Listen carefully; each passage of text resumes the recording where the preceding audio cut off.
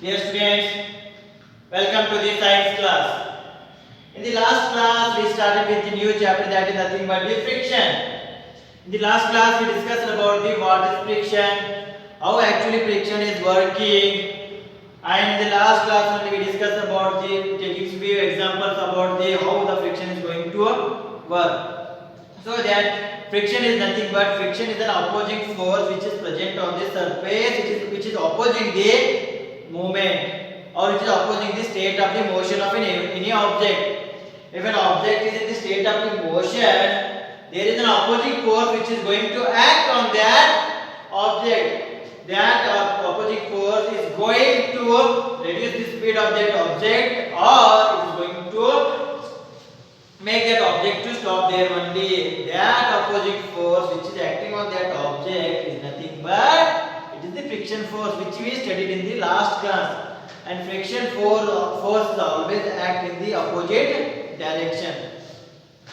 As well as we just seen about the factors which are affecting the friction or causes for the friction.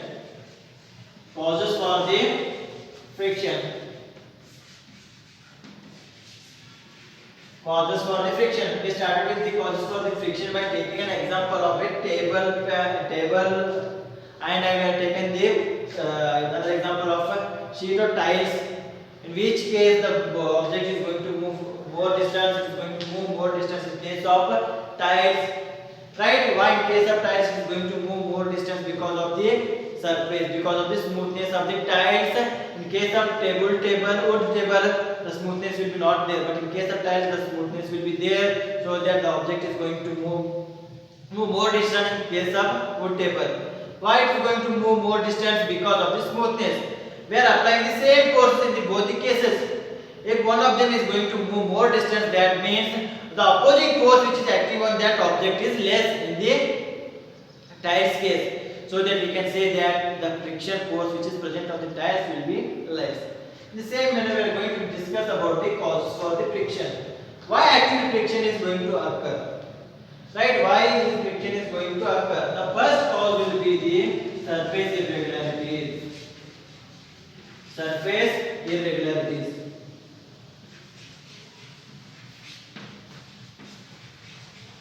Irregularities. Surface irregularities. It is the first and major point or factor which is going to make, or which is going to have the frictional force, which is going to give the frictional force. Take an example. Take an example again. We have to take the ball again. How actually cause the friction is causing? If I take the example of this duster, right? Now see here, the duster backside is smoothness one, and this one is rough one. This one is rough one. In the same manner, my hand is also rough one. Right? It has the irregularities. What happens if I move the duster on my hand like this? It starts to move. Right? It starts to move. In the same manner, if I change the direction and move it. Now, which one requires more force? If I start to move this duster by its rough side on my hand, it requires more force to move this duster on the backhand side. The backhand side, that is nothing but smoother side. When I put the smoother side on my hand or my palm, when I apply the force, it starts to move. Now, which one of them has the maximum force? This one is for move this one is required more force, or move this one is required more force. The rough surface required more force to move it. In the same manner, if I take a table, I'm going to put the table on the ground, the playground, right? In the same table, I'm going to bring the same table and going to put on the tiles ground, on the ground which is present in this room. In which case, the table requires more force to move that table. On the ground, it requires more force, or on the tiles or on the room, it required more force on the ground compared to the requirement force on the tiles. Why? So that why it required more force, less force here? The table has the same size, the table has the same weight, and we we are applying the same force in each case, but in one case it is not moving, it requiring more force, but another case it requiring less force. Why? When you compare those things, that means it requires less friction force. It has the less friction force in the ground in the room, but in case of the ground case, it has more friction force. Because of that friction force, it is opposing that table to move. In the same manner, here the less friction force allowing the table to move, so that we are applying less force here and more force in the ground. Now, what is the major cause that it is happening? Why it is the major cause? When we closely look the surface of the tiles, when you closely look the surface of the tiles looks like this. In the same manner, when you closely look the ground surface, it will look like this. If you remember the last class, I told you about the brake roads. What happens if a brake road comes? The speed of the vehicle is going to reduce. What happens if highway is there? The speed of the vehicle is going to increase. We are applying the same speed. We are using the same desired petrol, but still there is a variation in the speed. There is a variation in the opposite force. That means irregularities of those roads making this thing, the vehicle to go slow, and plainness of that roads making the vehicle to move fast. In the same manner, the irregularities which are present on the ground, as well as which are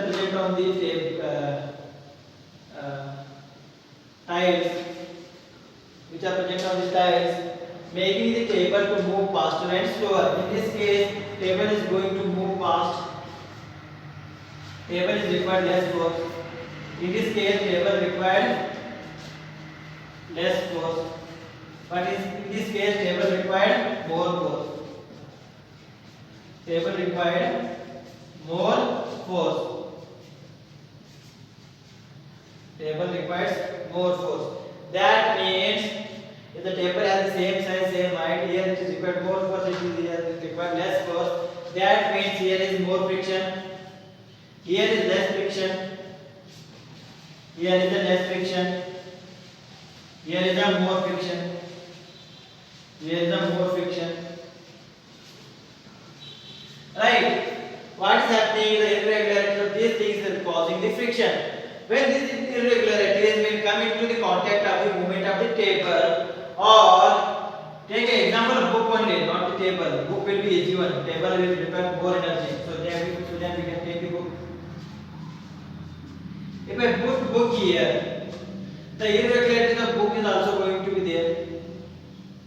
In the same manner, the irregularities of book is also going to be there here.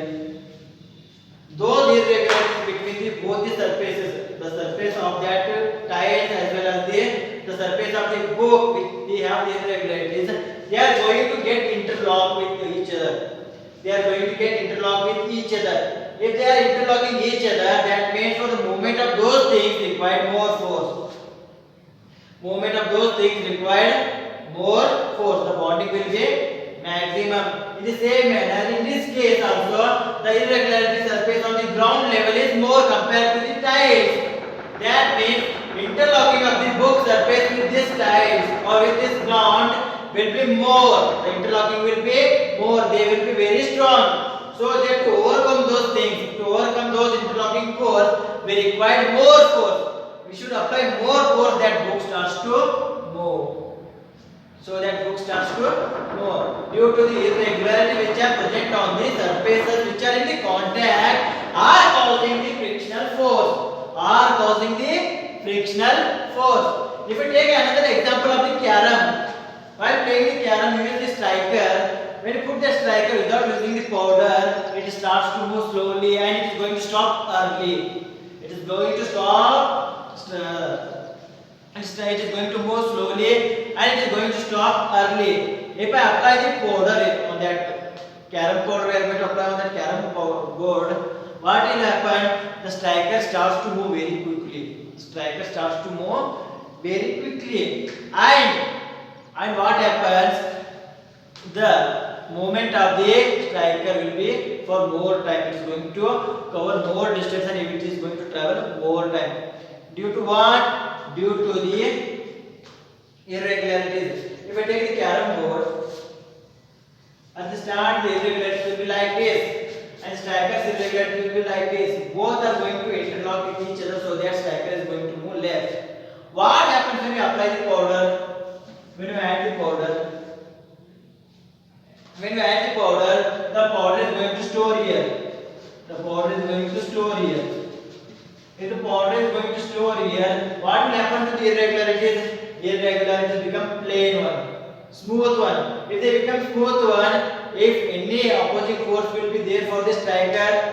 No. If the striker is going to lose his energy? No. If there is no opposing force, if there is no such irregularities, then striker is going to travel more distances, much more speed. So that the irregularities are causing the friction. The main purpose or main cause of the friction is nothing but the surface irregularities. The surface irregularities. The surface irregularities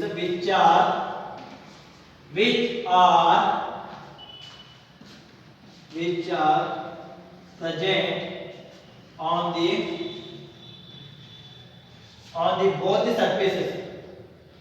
On both the surfaces. On both the surfaces which are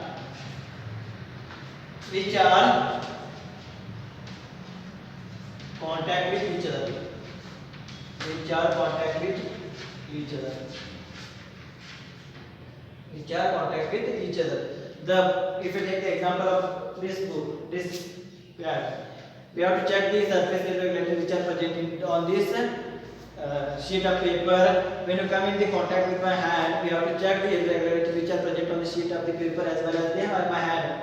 If the more the irregularities, they are going to interlock with each other and they require more force to move these things. If the irregularities are less, if I take this side of the paper, sheet of the paper, it is going to move easily. Why? The irregularities which are present on this will be slightly less compared to this speed. Because of these things,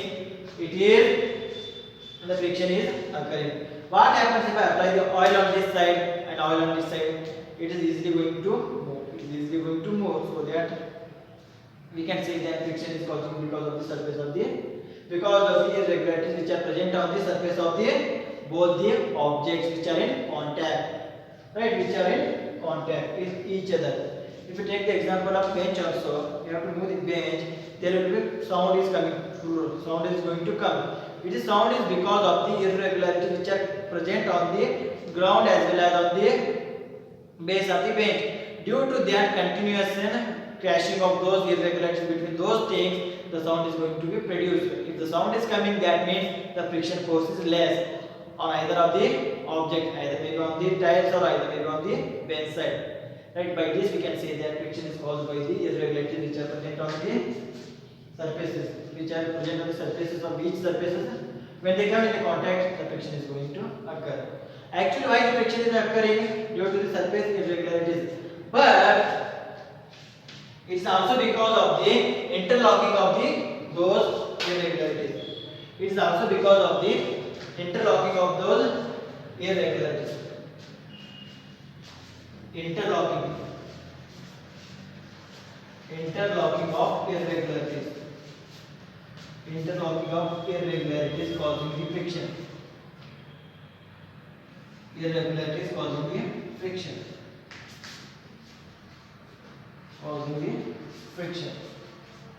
Irregularities are causing the friction.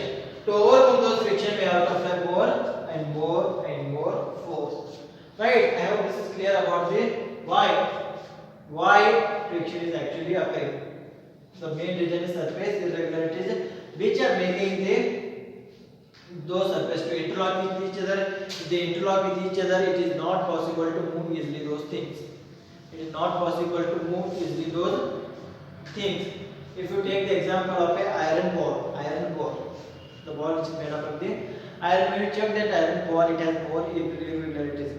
When you try to push that iron ball, it requires more force, right? In manner that means the iron ball and the ground are interlocked with each other. If you have to break that interlock, we should apply more and more force so that it starts to move. I hope this is clear. Next we are going to discuss about the spring balance, right? Now we are going to discuss about the spring balance.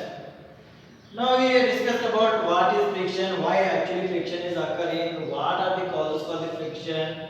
We discussed about all those things in the previous sections also. Now we are going to discuss about the spring balance. Why spring balance is important. Now we have to measure the amount of the force which we are going to apply on those things. Right, if I want to move this object, what amount of force should I apply on that object? Should that object is going to move? If I want to lift a brake, how much amount of force should I apply so that I can lift the brake above? The same manner if I want to.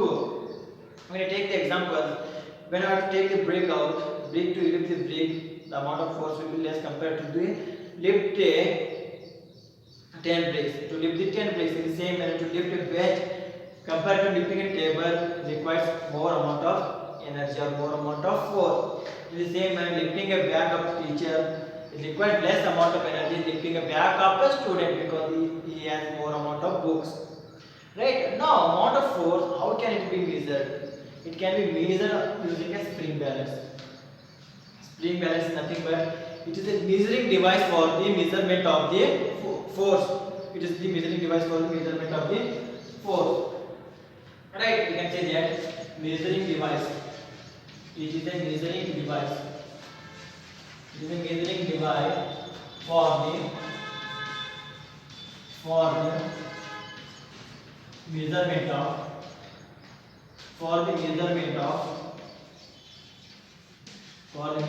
of magnitude of force. How much force is applied on that object to lift those objects. We should make use of spring balance to check the application of those force should be applied. A spring balance is nothing but it looks like this. It looks like this. If you have seen the weighing machine, Takadi, the same manner it will be like this. And it will have a holder here. And here also a holder here, which is one in the textbook. Like this. And this will be quite like this. So that here we can apply the brake. We can hang the brake so that we can identify the total weight or total force, amount of force we should apply on that brake so that we can lift that brake. And it will have a scale inside here. It will have a scale inside here. And here there will be a pointer. Here there will be a pointer. The pointer is going to point the exact reading. And here will be scale. It will be like 1000, 900, 800, 700, up to 100. It is in grams. Or it may be in grams or it may be in kilograms. Right? Here on this it will be written as spring balance. Spring balance. Right? And spring balance has then it consists of a coiled spring which gets stretched when the force is applied on it. Right? It is a coiled spring. Here it will be a coiled spring. It is going to be coiled one. The spring will be present here, and it will have a pointer. It will have a pointer. When we apply the force on this spring, the spring is going to stretch. When the spring is going to stretch, the pointer is going to show the readings of force which is applied on that spring. It is going to show the what is going to show the readings, or it is going to mark the point is going to mark the application of the force. The measurement of the force can be done like this, so that the spring contains a coiled spring. Coiled spring along with a pointer. Along with a pointer. Along with a pointer. It consists of a coiled spring along with a pointer. When force is applied,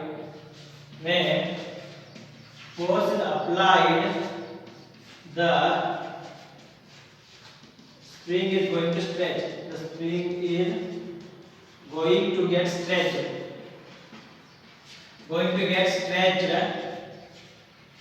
And pointer shows the magnitude of the force applied. Pointer shows the magnitude of the force.